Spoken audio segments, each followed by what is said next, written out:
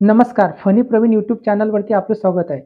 पुणे गृहनिर्माण क्षेत्र विकास मंडळ पुणे 4186 घरांची हे भव्य सोडत निघालेली आहेत. या पुणे लॉटरीमध्ये जे आपल्याला घरं सांगण्यात आलेली आहेत, याच्यामध्ये जी म्हाडाला मिळालेली असतात, जे प्रायव्हेट बिल्डर जे घरे बांधतात, ती घरे जे म्हाडाला मिळतात आणि म्हाडा त्या घरांची लॉटरी काढते. या लॉटरीमध्ये आपल्याला भाग घ्यायचा असेल, तर भाग घेण्यासाठी जे काही नियम आहेत, म्हाडाने सांगितलेले आहेत, जे इन्कम ग्रुप सांगण्यात आलेले आहेत, अविवाहित, विवाहितसाठी सुद्धा त्यांचे नियम आहेत. परत तुमचं जे इन्कम ग्रुप आहेत, जसे की ई-डब्ल्यू-एस, एल-आय-जी, एम-आय-जी, एच-आय-जी याच्यासाठी जे इन्कम ग्रुप आहेत, परत तुमचे कागदपत्र कोणते असणार आहेत, ही सर्व माहिती मी तुम्हाला एक व्हिडिओ बनवलेला आहे. त्या व्हिडिओची लिंक मी डिस्क्रिप्शनमध्ये दिलेली आहे. हा व्हिडिओ सुरू आहे त्याच्या. तुम्ही त्या व्हिडिओला क्लिक करून तुम्ही पूर्ण माहिती बघू शकता. परत तुम्हाला फॉर्म कसा भरतात त्याचं पण मी व्हिडिओ बनवलेला आहे. त्याची पण लिंक मी डिस्क्रिप्शनमध्ये दिलेली आहे. तिथे तुम्ही क्लिक करून तो पण व्हिडिओ तुम्ही बघू शकता. आता खूप साऱ्या लोकांच्या अशा कमेंट आल्या की "सर, आम्हाला म्हाडा लॉटरीमध्ये फॉर्म भरायचा आहे."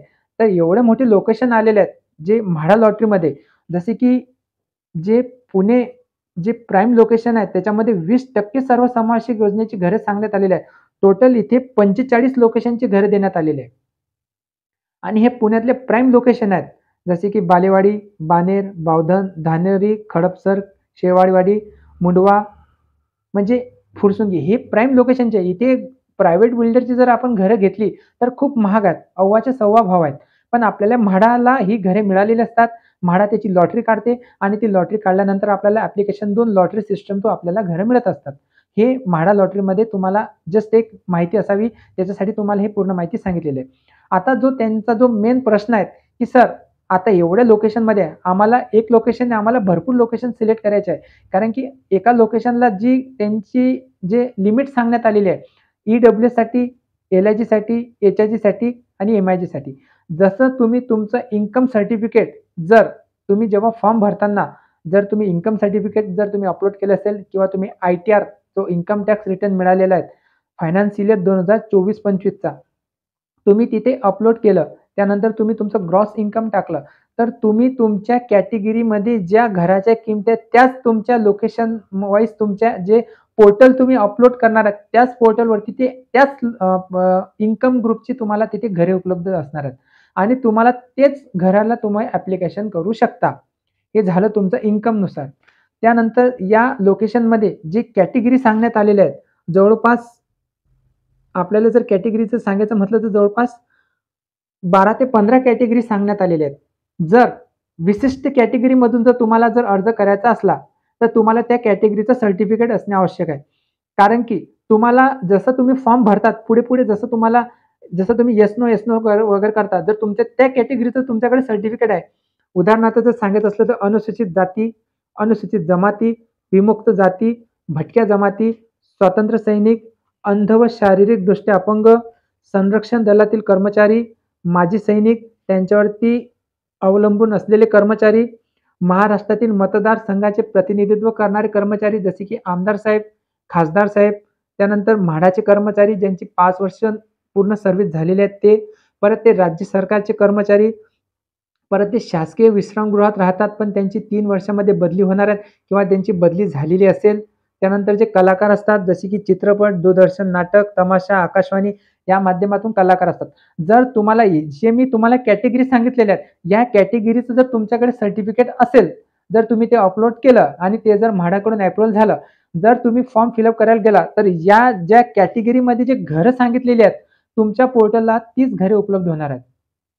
म्हणजे सांगायचं तात्पर्य म्हणजे तुम्ही जर कॅटेगरीमधूनच अर्ज करणार आहे, तर तुम्हाला त्या कॅटेगरीचेच तुम्हाला तुमच्या पोर्टलवरती जे घरं उपलब्ध सांगण्यात आलेले आहेत, 4186 मध्ये जे कॅटेगरी वाईज घरे ते सांगण्यात आलेले आहे, त्याच कॅटेगरीचे तुमच्या पोर्टलला ही घरे उपलब्ध होणार आहेत. म्हणजे तुम्ही कॅटेगरीमधून करणार किंवा जनरलमधून करणार, हे तुम्ही समजून घ्या.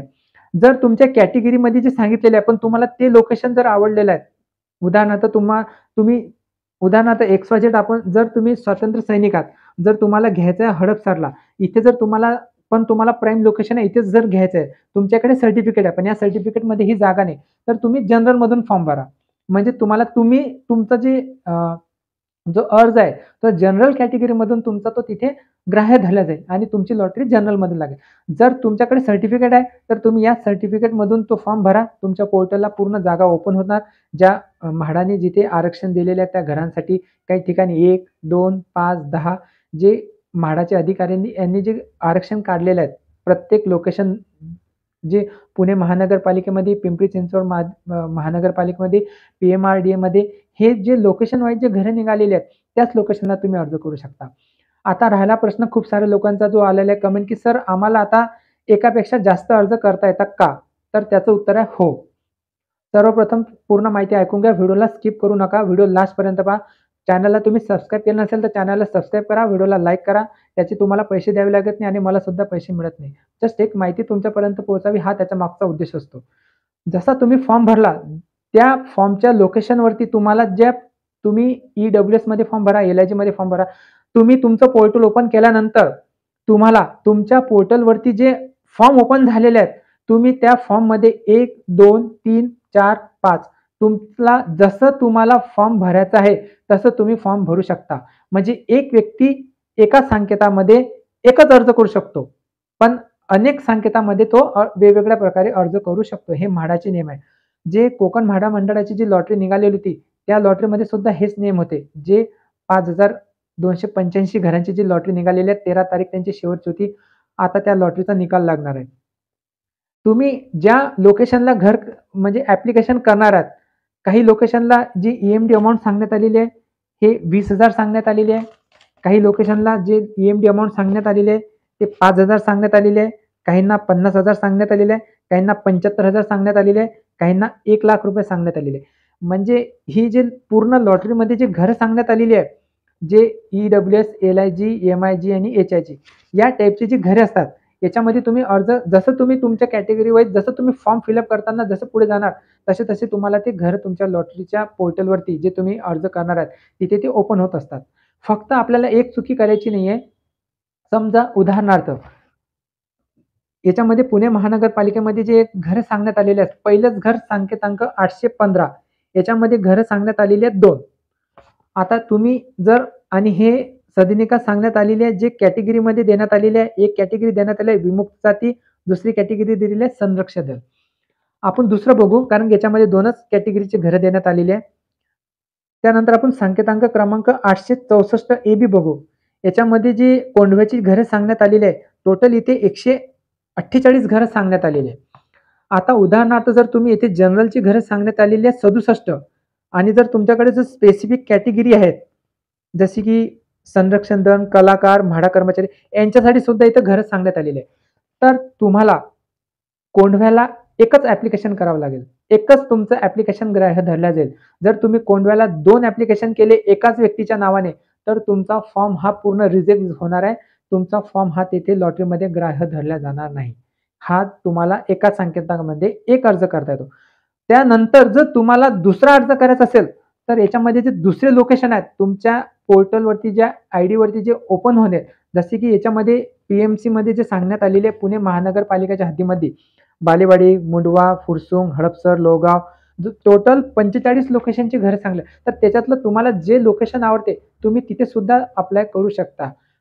अप्लाय करताना ज्या संकेतांकामध्ये तुम्ही अर्ज करणार आहात त्या संकेतांकामध्ये अर्ज करताना तुम्हाला त्या संकेतांची EMD अमाउंट ही वेगवेगळी तुम्हाला सेपरेट भरावी लागणार. त्यानंतर तुम्ही दुसऱ्या संकेतांकामध्ये अर्ज करणार तर त्याची सुद्धा तुम्हाला जी EMD अमाउंट असते ते वेगवेगळी भरावी लागणार. म्हणजे तुम्ही एका संकेतांक 1 आणि एकापेक्षा जास्त संकेतामध्ये अर्ज करू शकता आणि त्याच्यामध्ये तुम्हाला EMD अमाउंट पण तुम्हाला सेपरेटली तुम्हाला तिथे भरावी लागणार आहे. तर हे तुम्हाला पूर्ण माहिती या व्हिडिओमध्ये कव्हर केलेली आहे. व्हिडिओ आवडला असेल तर व्हिडिओला लाईक करा, चॅनलला सबस्क्राईब करा. तुमच्या मनामध्ये हा व्हिडिओ बघितल्यानंतर सुद्धा जर काही प्रश्न आले असतील, निर्माण झाले असतील, तुम्ही हमखास कमेंट करा. आपण त्या कमेंटला उत्तर देऊ. भेटू तसा एक व्हिडिओ घेऊन. तोपर्यंत विश्रांती घेतो. धन्यवाद.